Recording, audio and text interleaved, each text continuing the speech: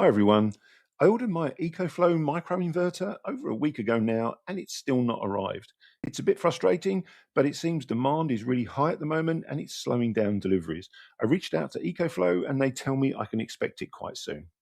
I've had a few interesting questions since my last video, asking for more details on the microinverter as well as asking about safety.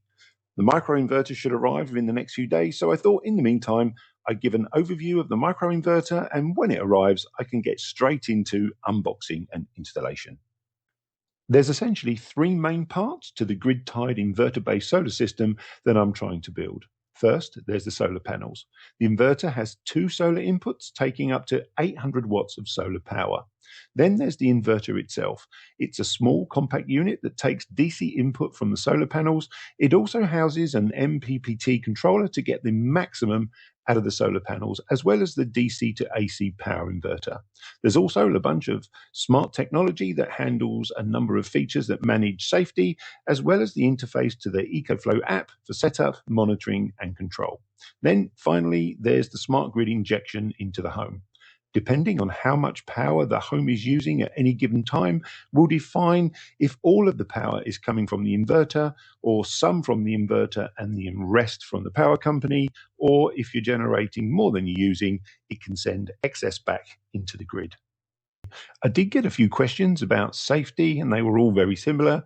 What if someone unplugs the inverter? Won't the pins be live and potentially give someone a nasty electric shock? Well, in short, the answer is no. The inverter detects if it's been unplugged and immediately stops power being produced. Also, if there's a power outage by the power company, the inverter will shut down and prevent any injection into the home or the power grid. This is called islanding. Next, there's smart metering to consider. So by hooking up the microinverter to a Shelly or an EcoFlow smart meter, EcoFlow say you can enable smarter features in the app. So for example, you've got dynamic power balancing.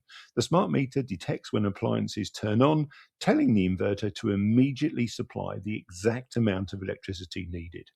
Then there's automatic zero feed-in. This feature eliminates energy waste by capping output at the exact household demand, preventing solar energy from being fed back into the grid for free. And then lastly, there's complete household monitoring.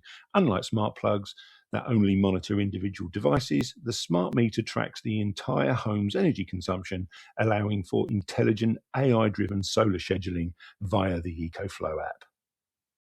I have already installed a Shelly smart meter in my home. Mine is a twin-channel Shelly EM. I'm hoping it's going to be compatible with the EcoFlow. I'll leave a link in the video description if you'd like to see how I installed that with my consumer units to measure real-time power in both my inside and outside consumer units.